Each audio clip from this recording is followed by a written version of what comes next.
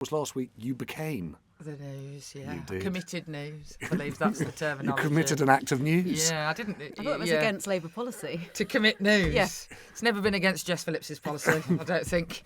But did you? But presumably you did have. Did you have a long think about it before it happened, or was it one of those things where on the day it was clear? Weeks long, and within minutes. I mean, it's both things. You think about the issues constantly, and the angles, and the.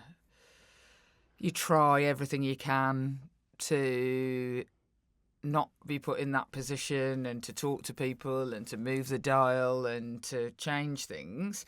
So it's very slow in one sense. I went to the hospital this morning. This is a good example of how long it is.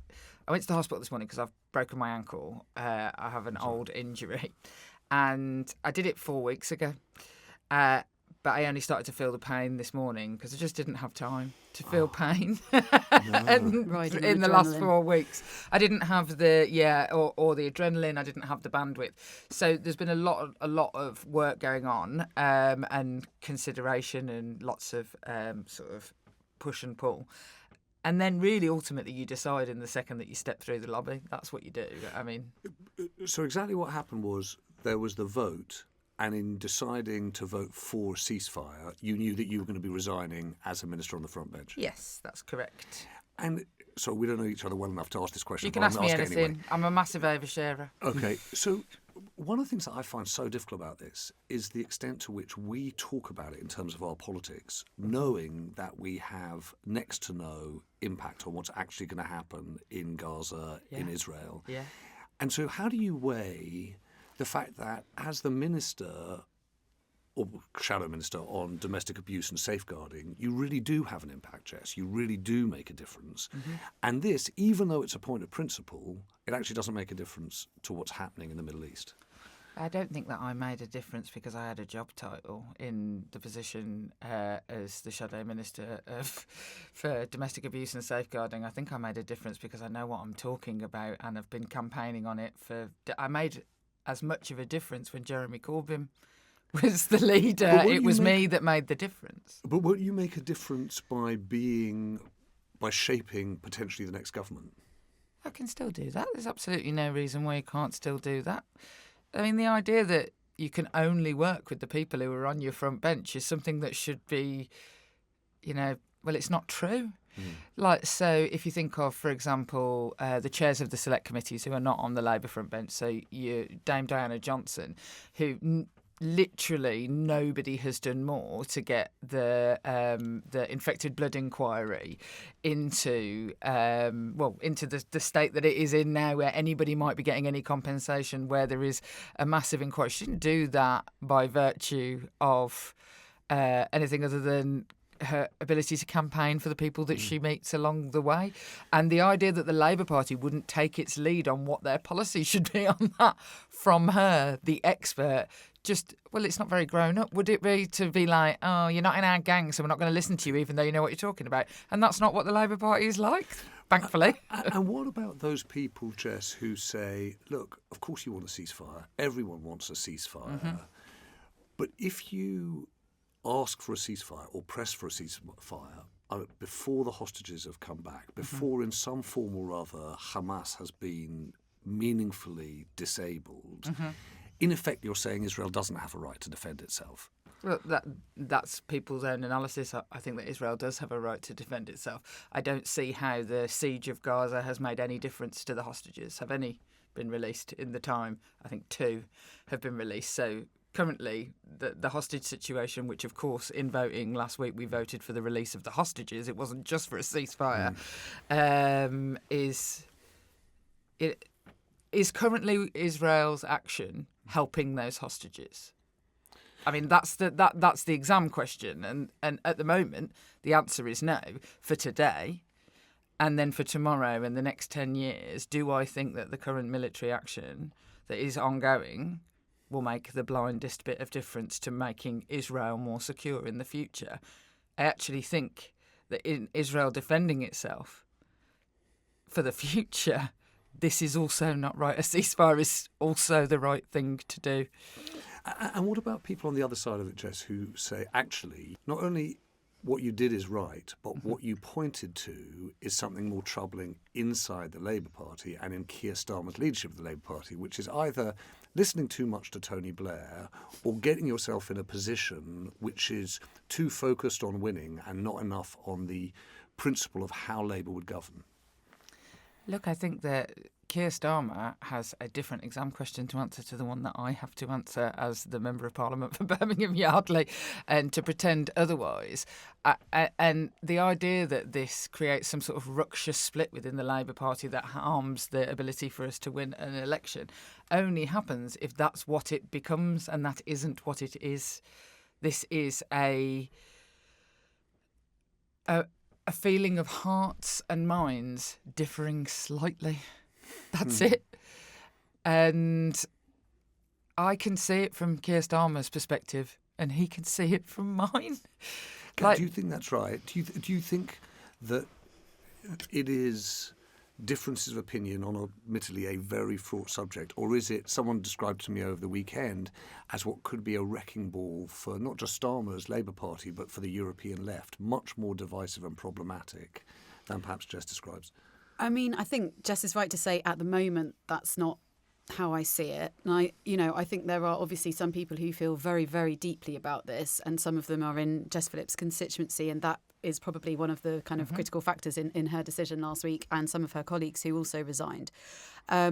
It is, and I think again, Jess is right to sort of talk about it as Keir Starmer is answering a different question to the one that Jess is answering. Jess is representing her constituents. Keir Starmer is presenting himself as the potential future leader of the next government, and therefore what he is doing is different to what Jess is doing. Right. But I just wanted to ask, if I can, Go sneak in a question myself, because I know that there were kind of lots of back and forth about the wording of this alternative Labour motion. Was there ever a world where you would have supported something that didn't have the word ceasefire in? Yeah. So you just didn't think they went far enough? No, it's not even that. It's there is absolutely a world that was absolutely the landing zone that I wanted to end up in. Like, I had no desire to strop off and make a spectacle of myself. I suppose I underplayed my own sort of, principal position by referring to it as strop it off. But no, the sort of semantics of the word has captured the political argument actually outside of Westminster and in the lives of ordinary people. That does matter. I definitely felt at points that I could take my constituents with me. But when it came down to it, it was me. Mm-hmm. It was me. I wanted and felt like, for all the years that I have tried to do other things that I know will never happen, talk about ending violence against women and girls, for example, which I'll never live to see, I don't think that you just raise your voice for the things that are definitely going to happen. I think sometimes people need to see people raise their voices. And if I was honest, I haven't had this horribleness that other people have had from their constituents. It's been nothing but love and kindness. I mean, the quota of angry people shouting at me, no more than normal, is what I'd say. People are shouting at me about XL bullies at an equal level, and vapes, which, being as I'm a vapor, it feels like a personal attack. But they've been utterly kind and reasonable towards me, and so I didn't feel any threat or any violence or any of that. So I don't want that on my streets. I don't want my actions to mean that I leave a vacuum that allows for angry shouting on the streets where I live that would not be a credit to the people who live there, would not have been how they represented themselves. And so I go with them. For what it's worth, thank you, because it's not just the point that you make about what you think and but also hearing you say, look, this is what I think, and this is what Keir Starmer thinks, and he understands where I'm coming from, and I understand where he's coming from. It feels like we just don't get enough of people saying, look, we do see things differently, and we understand that we do. Yeah. And for what it's worth, I think your statement, really, you could feel how difficult it was for you. Yeah, it wasn't I don't want to it upset wasn't a flippant anybody. decision, and it wasn't something that you kind of.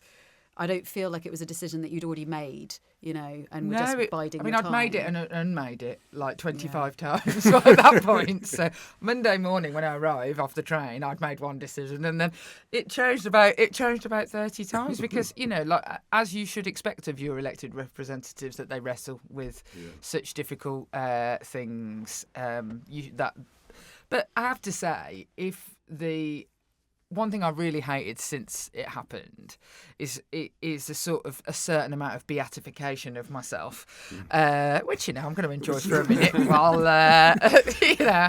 I'm only human. But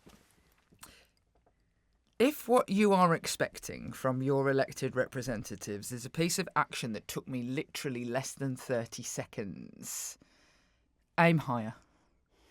Aim considerably higher than that. That I cannot just rest on that particular laurel. There has to be action that stems out of that position that I took. I can't just take it for the sake of a ticker tape parade.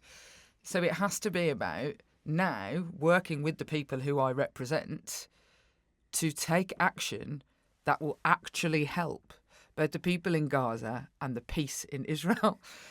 And that is what I will intend to do. I think that if you just vote and think that that is enough, deeds, not words, is... and so I just think it's sort of slightly pathetic to just expect that, and people should now, what's next? What can we do? What can we do that would help? That is beyond just trying to make people vote a certain way.